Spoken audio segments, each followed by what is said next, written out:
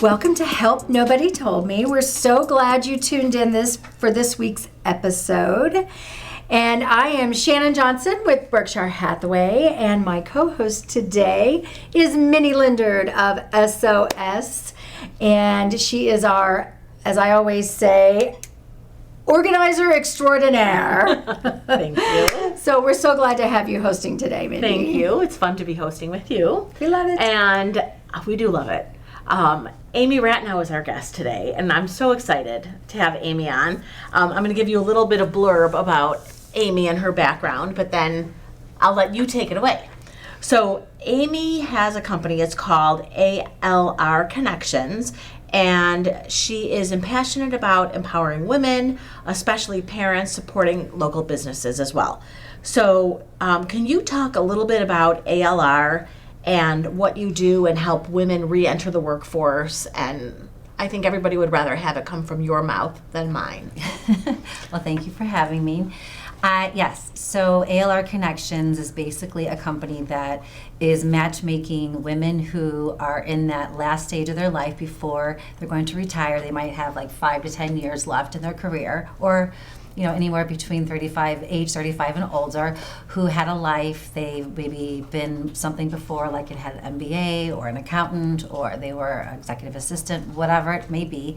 And for whatever reason, they need help getting a job now, for whatever reason. It's either because they took some time off, because they got divorced, because they helped a loved one. There's something that happened in their life where there was a life change, and so they need us to help them get in the door. And then we also matchmake them with small businesses that don't have HR departments and don't know how to hire and have no clue what they're doing, and so it's kind of like this matchmaking company. I love it. And so if somebody needs your services, if it's an individual, it's a woman who is looking to find a job, does she pay you? No, it's free. So any woman who's looking, we love to talk to anybody and anybody really who is 35, 40 and older.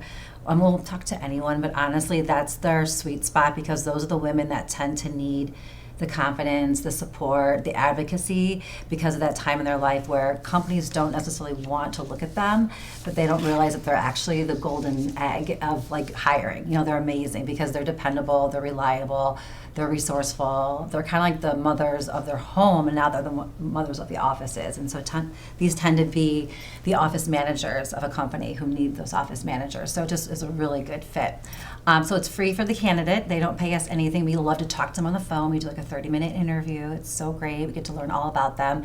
And then we put them in our network, and we keep them involved in like helping and tips and through social media and through blogging, and kind of get them involved. And we do workshops and stuff like that to get their skill set if they need resume help or computer help, to get them feeling like they're more robust so they can get back in the workforce. And then we find jobs. And if you haven't done a resume in 10 or 15 or 20 years, they don't look the same. No, they don't. They're not put together the same. Yeah. There's nothing like what we did coming out of college. Well, and it's not on paper.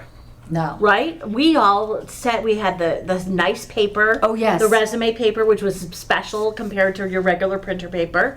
And now everything is digital. So you mentioned workshops. Yeah. So a lot of people who haven't been in the workforce not only have the resumes changed, but they may not have the computer skills that are necessary for today. So do you actually help women gain those skills? Yeah. And can you talk a little bit about that? If they would like, we do put on online or in-person workshops where women can come and get upskill lessons in just basic skills of Word, Excel, computer, Google Drive, because some people don't know. Nowadays, as working moms, as mothers, you have to learn them through your kids because they make you learn them. Right. So you do kind of, If your kids are in sports or anything in school, all of a sudden there's a Google Doc and you're like, the first time you're like, what is this and how do I fill it out? Yeah, and ChatGPT can really help too with the resume. So there is that element that there's technology that can help you, but there's also that step where you're like, okay, I have all this technology, but how do I navigate it? So it's almost like that stepping stone before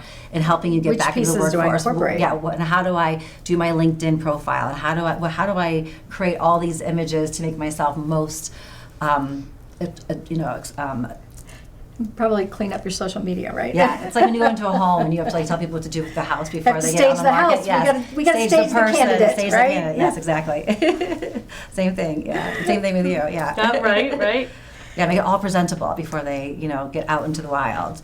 But we really, really try to, we can't help everyone, but we try to help them in a way of just giving them someone to talk to on the phone in 30 minutes of our time, and then give them resources and guidance. And we have lots of power partners that we work with that are career counselors or mental health coaches, or just anybody who can really help if they're having other struggles that they need to kind of get them to that point. So sometimes it's other things that are kind of keeping them from getting the job too, That's really nice that you'll go that extra mile. So if the candidate isn't ready yet for Right. that job, and Yeah. maybe they need a little intervention in one way or the other, that's really nice that you'll Yeah. provide them. You don't we have just these power turn it away. partners. Yeah, that we Right. love to work with, that we just refer business back and forth. So, yeah. So can you share some challenges that you faced when you launched your business? How'd you overcome that? Oh, God. Well, COVID was interesting because before COVID happened, I was literally knocking on all these small businesses saying, you guys, I have all these women who want to work, and they'll work like part-time and flexible and hybrid. And they're like, what? Like, how does that work? No, we need someone in the office. How do they work from home? How does that happen? Like, they could not wrap, even though remote working was out there in the universe, so many people did not understand how it worked. And even my husband's firm, which is a huge company, did not allow anyone to work from home. Now it's 100% remote.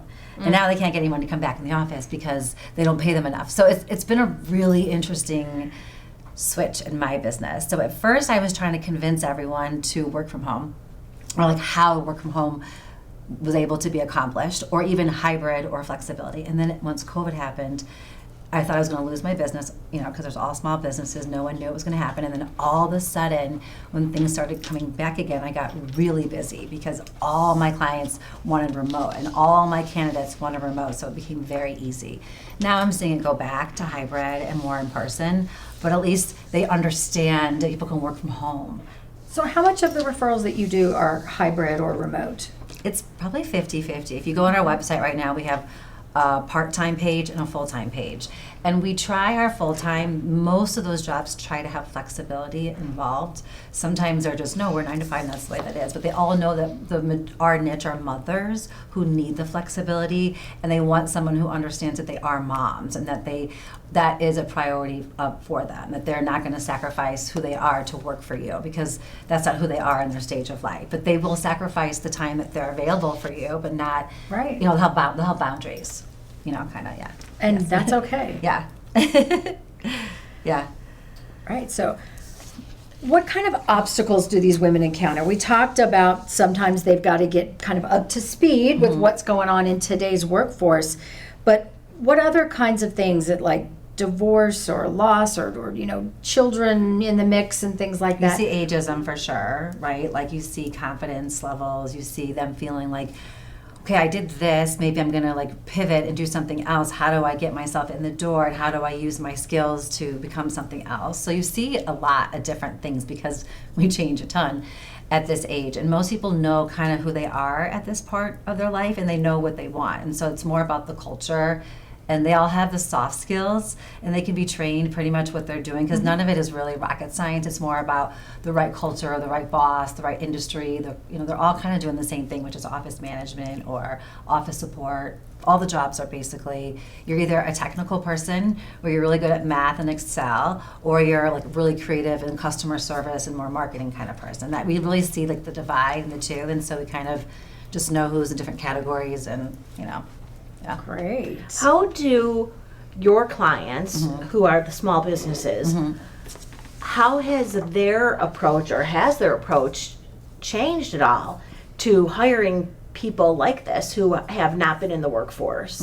Was it a hard sell in the beginning? No, I mean, it's it literally, it's like once you find your client, you know who they are and they love you. And it's just like, it's a certain kind of person, just like anything. I'm sure you probably feel the same way, and you feel the same way. Like once you have your favorite clients, you know that you're doing what you're supposed to be doing, and it feels right? It's just like everything is aligned, and it makes so much sense. That's how I feel about my clients. And those tend to be the ones that understand who moms are, understand what we're capable of doing, understand where our life has been and where we're going and what we're going to give. And it's just so easy. And again, it's about the soft skills. And so many of my clients, I thought they're going to be all women, and when they are, they're amazing. But a lot of them are these guys who have the wives who were them, who their wives themselves worked, took some time off, raised the kids, or they got divorced, or they understand that these women are like golden eggs that like could do so much if they were allowed flexibility. And because they have children, they're not allowed, they have to make a choice. And so these companies understand, we're not gonna make you make a choice. We'll use the best of you when you have time. So it's perfect. I love it. I mean, but you have to drink that Kool-Aid in order to understand it, Well, and I think that's amazing. I remember being, I'm a realtor now, so I have some flexibility. I can make my own hours. I can say no to a client. I can say, I'm sorry, you don't fit into my schedule right now. Or I can't do that right now because I have an appointment. When I was in the workforce and I was in retail management, it was a grind. Yep. And I had kids at home, and I remember when one of my kids started having some problems at school and stuff like that, the anxiety. And I was like, do I need to quit my job? Does my child need me at home? Like, how do I move forward with my job? How do I go to work with my head on straight, knowing that my child is struggling? Right. And it was such a tear. It was like it was ripping you apart. Yeah, it's the worst. So it's the worst. And I remember during COVID, I left. I was doing what I'm doing now. I left to go work for a recruiting firm. That was my dream job. I always wanted to go work for this firm. And while I worked for that firm, that's where she got the job through that firm. I realized that I was sacrificing who I was as a human being. I was at home hustling and hustling and hustling and hustling for my job and not for me. And I realized also the women that I had to staff were not the women that I related to, that I was passionate about, that I wanted to advocate for. So I was misaligned also in like what I was doing. So I was like, I love you guys, but I got to go back to my what I'm doing, which is advocating for the small businesses who really, really, really like need help, and the women who really need help. And so to me, I feel like it's like this, you're doing a good deed, you're like really helping these two sides come together and have a marriage. And so to me, it's the best. I love it. Yeah. I love that. So you just said, because the people who are listening have no idea what you just said, that's where she got the job. So Amy was referring to me. I'm Mindy. After my divorce, I needed to figure out what my next step was going to be. And So you were her prime candidate. I was. Amazing. I was. She was. Until I wasn't. We learn and grow from every candidate. That's right. We really right. do, and it's great. Yeah. I mean, look where you've become. Yeah. No. I mean, it all worked out great. Yeah.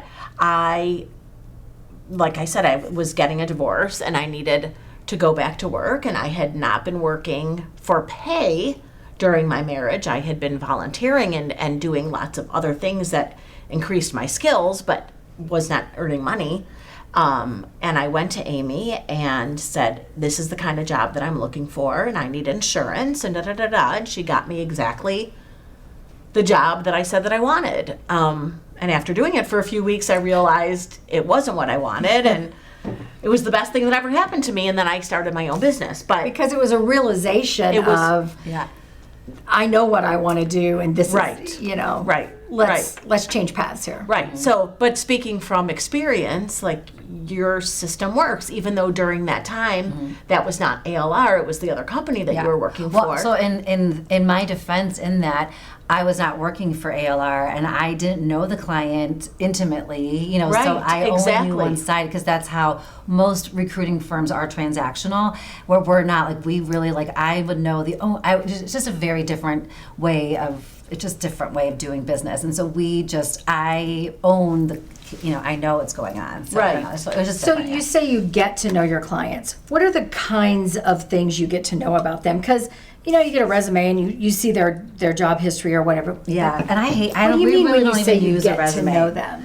But you consider clients not to be the individual. No, yeah, that's our clients are the people who pay us to find them the perfect match. They're the small companies. Yeah, they're the small companies. Yeah, and so we use. So your candidates. Our candidates are the women who Mindy was a candidate of mine. Right. And to be honest, we use Facebook and social media a ton, and we try to figure out, we don't use LinkedIn. A lot of recruiting firms use LinkedIn Recruiter tool. We don't. We use our community. We use grassroots marketing and Facebook and social media. But how do you get to know them? Are there specific questions you like? We spend 30 minutes with them on the phone by digging in and asking a lot of questions. You don't get to know someone 100% after 30 minutes, but like I said, typically they're a referral from somebody who gave it to us, or we got them through somebody through a social media platform, or we can see who they're connected to through Facebook, and we can do deep dives, and we can ask people, hey, how do you know this person? And we can find out information that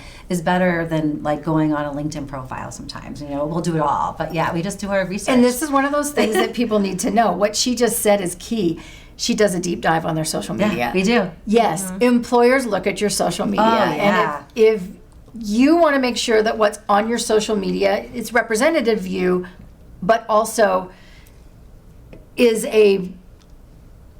appropriate, yes, thank you, Mindy. Appropriate representation of you. It's your billboard, yeah. Because if there are things out there that are not appropriate, they're going to come up. Yeah, no, it is. It's very true.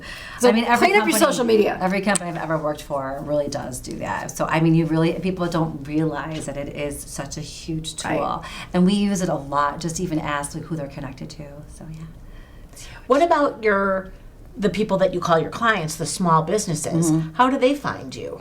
All referrals, every single one of them. And I think that's the greatest part about it, but also the hardest part about it, because we can try marketing, but like you have to really feel like we got you and you trust us and we're going to help you, and that's what it's all about, is that that we're going to find you the right person and you can just trust and rely on us. And so there has to be that, and so that comes from referrals and testimonials and people who've had experiences. So Are there other pieces of HR support that you do for your clients?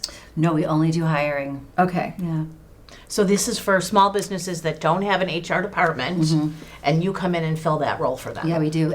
We do office managers, administrative assistants, executive assistants, marketing assistants, bookkeeping assistants, anything that's an assistant, to really a CEO. And we've seen companies grow from, a one-man show to like 7 people, 15 people, and that's like, we've helped them continue to grow. So there's always like this.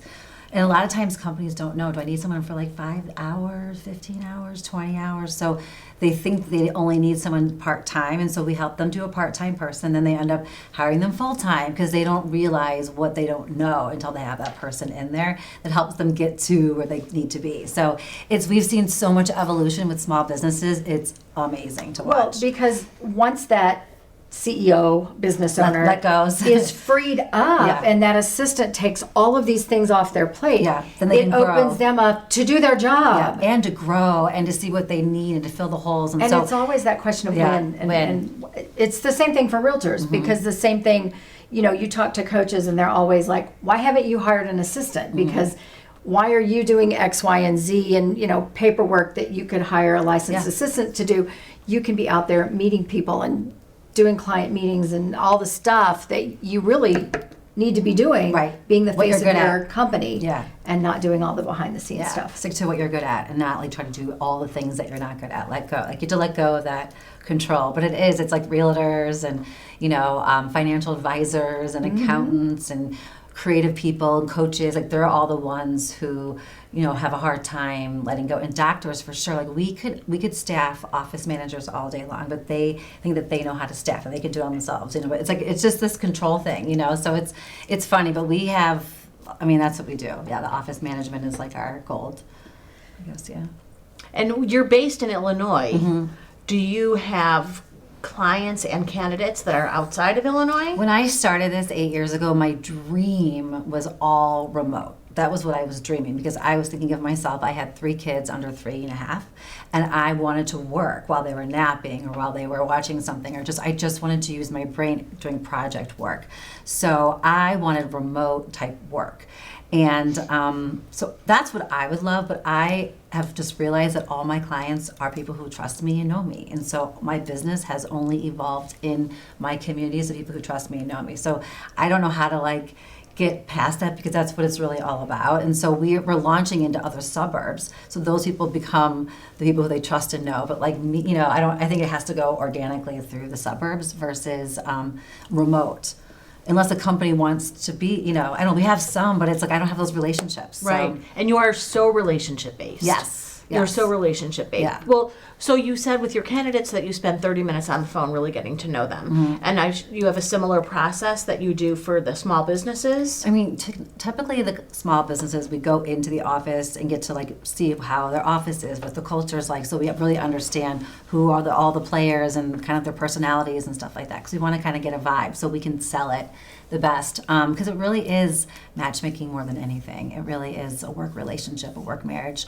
But yeah, I mean, it's we talk to them, we get to know them, and then we learn a ton and they learn a ton sometimes when they're interviewing, which is really interesting. So sometimes they just want to interview one person and fall in love. Like, no, you have to interview like 2 or 3 because you learn so much about what you do like and what you don't like when you talk to other people. You just have to get more than one. Like, I know people might give different opinions for what you do, but like, I don't know. It's like it's important to get multiple opinions, sometimes, especially in this, for sure. Yeah. Yeah. Can you share a success story about somebody that you've worked with who maybe was a woman who was out of work for whatever reason and re-entered? Yeah, I mean, I always think of you, and because the reason why I wasn't asking that about me. The reason why I think of you is because I truly believe in my networking and my networking groups, and how, like, to me, that's where a lot of my business has come from, are the networking groups that I've created. So I feel like from that came one, and then came you. It was like a trickle effect, and I do think there's like that ripple where everything kind of ripples together, and I think everything kind of had to align in order for it to happen. And you're one of those stories that I just, even though you ended up leaving the job, it taught me a lot about vetting and made me realize, what, I know who my people are, I know who my clients are, I know where I belong, so you were an inspiring story for me. But I guess really it's a lot of, there's been this one of our very first clients and one of my first hires who works on my team. I was sitting at my desk. We were talking to this woman, and all of a sudden she said that she was a widow and she was a hairdresser and she ran the books for her husband's construction firm, and she needed insurance and she needed money, and she didn't know what to do because she was a hairdresser, but she ran the books of her husband's firm, so she knew business and she knew how to run and social. So all of a sudden the girl who was working with me, Ruth, was like, I have an idea. So she thought of a client of hers where she knew they needed somebody, and it was like all the line. And so we called the person, do you need, a woman who's a bookkeeper, who has really great social skills, customer service? And so they said yes. It just happened to be this greatest connection, and she's been working for them for 4 years now. And like, it just like makes me so proud that like this woman now has a whole new life where, she was a widow and we gave her, now she has insurance, she has a great job, and she's referred her daughters to us now. And just, we've got a lot of people from her, just as like from the candidate side. But like, we love when there's like people who are divorced or people who, something, it was a widow or something tragic has happened to them. We love giving them a home. That's our favorite thing to do. Yeah. Gave me chills, actually. Sarah, you talk about that. I love it. Yeah. It's the best. Well, from the other piece of that, on the client end, can you tell us about a small business that you've been able to have a really positive impact on, and how you've seen that business grow? We have this one client that they're a concierge medical client, and so all they do obviously are concierge, and they only really want moms, experienced women. Like, that's who their market is, and so we got to find them through Facebook. Again, that's how we found our client. And even though I do not love Facebook, it really does help with like social media. It is like there's a community aspect to Facebook that is beautiful. It really is. So we capitalize on the positive of it all. And so it was just like, that was just a really good client of ours. I was talking about the forget which one it was. It was a concierge medical. And so they had one person that we had to hire, and then they had 2, then they had 3, then they had 4, and we just kept watching them. And this is because their business is growing. Because that's a huge business that's growing, It's and they huge just right now, loved yes. our people, and it just was a really good fit. And when you know that you're helping a company, and then they're growing and you're growing, it was like everyone's growing together. Is amazing feeling. So I love doctors' offices who, we really like, they don't have the time or the energy, and they just think that we're just shining stars that come in and help them. So I like that. Yeah. It's good when you feel appreciated. You know how that feels when your clients love you. Yes. There's nothing better than when your clients love you and you make a perfect match. It's like the best feeling ever, right? Yes, when it's all said and done and everything works out and there's appreciation on both ends. Because we changing appreciate our lives. clients as much Yes. as they appreciate us. Yes, yes. That's the thing, is it becomes a really important relationship. Yeah. I mean, if you think about all three of us do something where we really are making such an impact in people's every single day lives, and it does make such a difference in where you work and where you live and how you live, you know, and so. It does. Definitely. Yeah. I want to clarify one thing that you said earlier, Shannon. You were talking about how, as a realtor now, if a client, you know, you're not busy or you're too busy and you can't meet or whatever, I want to say for everybody who's listening that you have a partner. I do, yes. And so if you are not able to meet with that client at My that partner time, your generally partner is. does. Yes. And so you're not blowing off your clients because client left of behind, no. Right, no client left behind. I just want to clarify that the clients are always well taken care of. with Absolutely. Shannon and Jasmine. But we still have a work-life balance. But you have a balance and you have a partner, Right. and so you're And able to if I accommodate. need to be there for my children or for my aging parents, I can be there. Right. And know that my job is taken care of when I'm away. And, Right. and it's not where I have to go in and clock in and Right. run a store and it's triggering. I can't even talk about it. Yeah, exactly. But that's, I mean, it's what you're able to give women. Right, and that's the people who work for me on my team and who I continue to hope grow as we grow are women who who I always say are realtors before they become a realtor and they realize I don't want to work nights and weekends. Then you become, then you do us, because if you're not successful in realtor, you won't be successful as a consultant doing employee matchmaking. But it's the same type of hustle and connecting and working both sides, and it's the same kind of job as a realtor. Keeping the deals together. Keeping the deals together, and but understanding both sides and coming together and understanding and listening and hearing. I mean, we kind of do the same thing where we're matching. Problem solving. Problem solving, yes, exactly. So yeah, it's fun, very fun. So what kind of strategies do you use, speaking of that, to maintain a balance between your personal life and your professional life and keep all of that going so that you can manage your family and your day to day? I definitely talk the walk. I make sure all the women who work for me, we all work out in the morning. We do yoga or workout or some. Together? No, Okay. I teach a class. Carly teaches a class. We all are very into our own workouts. So we all do something that is in the morning makes us feel good. And we meet once a week on Mondays, and we just we love our clients, so it's kind of like this work-life balance where we know if we don't have work to do, we'll take care of ourselves and our family, and so we just kind of make it work. Probably what you do as a realtor, you just make it work, and our clients are our top priority, but yet so is our family's number one, and so and they know that, so it works. My workouts are on my schedule. Right. They're on my calendar. Yeah, that's an this appointment meeting. that I can't miss. Those are the meetings, yeah, and I make sure that same thing with after 5 o'clock, I don't talk to them unless there's an emergency, and there's boundaries, and there's just this underwritten, understanding of where the boundaries are, and just that work-life balance. So it just works out really well, yeah. It's so And if important. people want to reach out to you or ALR Connections, we will put all your information in the show notes.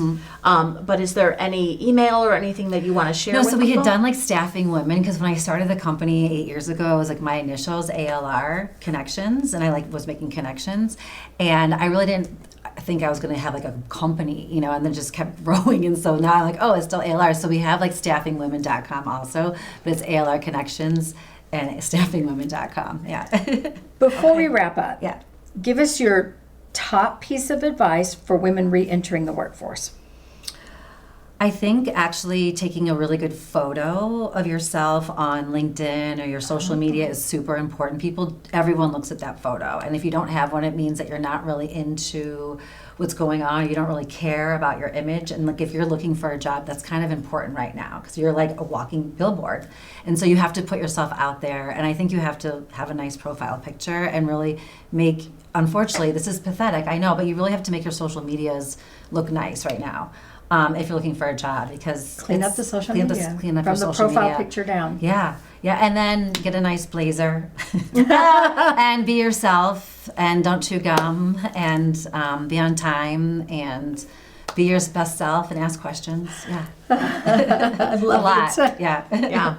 I love it. I remember a recruiter, and I've taken this advice with me everywhere I've gone, that told me when I was jobs hunting way back in the day, that said, here are some questions I want you to ask at the end of the interview. And they gave me a list. We do that. And I have actually shared that list over the years with other people, and they're like, oh. Oh, yeah, we give a list of questions to ask, too, because it's important for you to understand where you're going. It's a two-way street. It's not just about them liking you. You have to like them, too. So it's really equally. And you have to make sure you ask those questions. So that in 3 weeks, you don't question your life choices. Exactly. Exactly. Yes. Learn from your mistakes. Yes. That's right. Oh, this was great. Thank you so much for joining us today. Thanks for co-hosting with me, Mindy. Thank you. And we hope you join us again on Help Nobody Told Me.